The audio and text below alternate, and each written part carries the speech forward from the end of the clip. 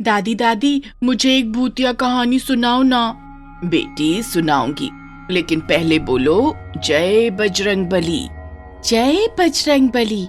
पर दादी, आपने मुझे जय बजरंगबली बोलने को क्यों कहा? कहानी सुनो, तुम्हें अपने आप पता चल जाएगा। ठीक है दादी, सुनाओ। तो सुनो। बहुत समय पहले की बात है। लालानगर नामक गांव में एक भूतिया कुआं था। उस कुएं में एक बहुत ही खतरनाक चुड़ैल रहती थी।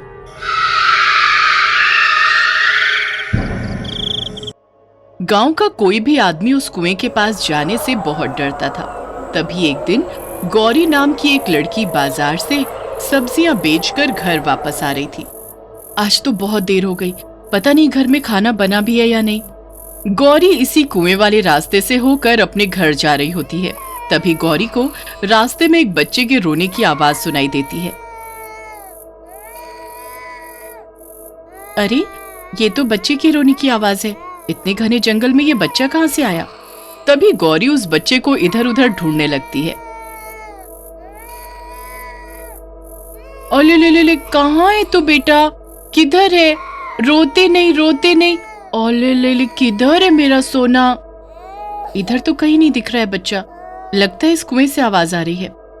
गौरी जैसे ही कुएं में झांक कर देखती है, तभी चुड़ैल गौरी को अंदर खींच लेती है। बचाओ, बचाओ, बचाओ, कोई है, मुझे बचाओ, इस चुड़ैल से मुझे बचाओ। बहुत इंतजार करवाया, अब मैं तेरी खोपड़ी खाऊंगी।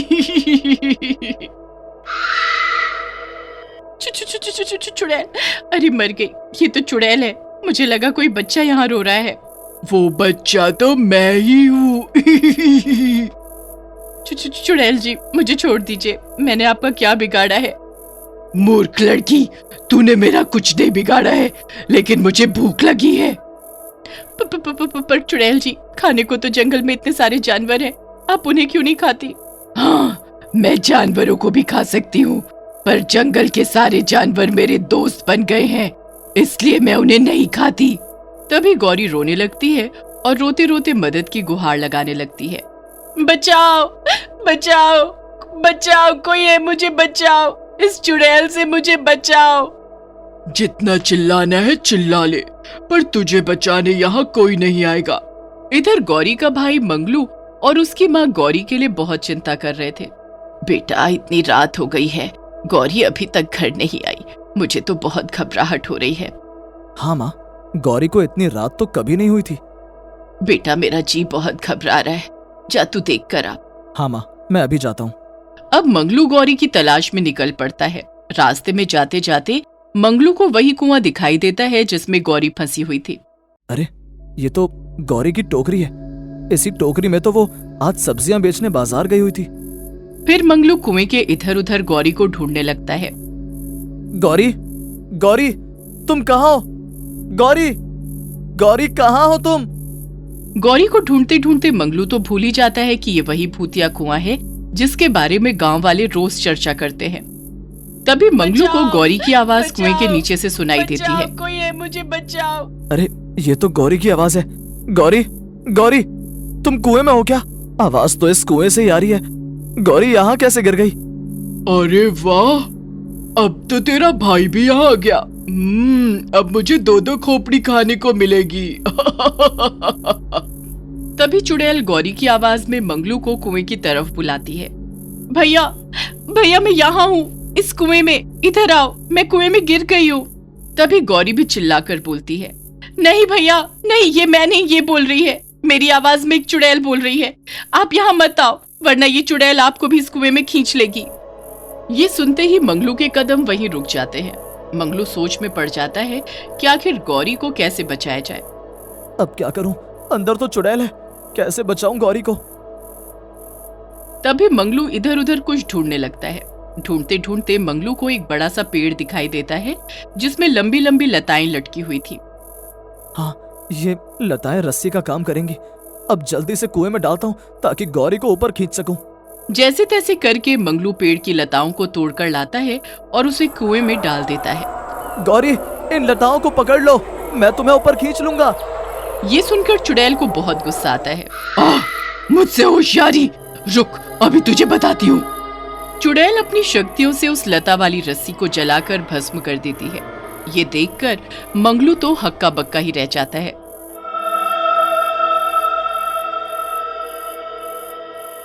हे भगवान, अब क्या करूं? कैसे बचाऊं गौरी को? फिर क्या हुआ दादी? क्या मंगलू वहां से भाग गया? नहीं टीना बेटी, निडर और सच्चे लोग भागते नहीं हैं, बल्कि उसका डट कर सामना करते हैं। अब सुने आगे क्या हुआ। चुड़ैल जी, मैं आपसे अपने जीवन की भीख मांगती हूँ, मुझे छोड़ दीजिए। ए लड़की, तुझे जितना गिड़गिड़ाना है गिड़गिड़ा ले।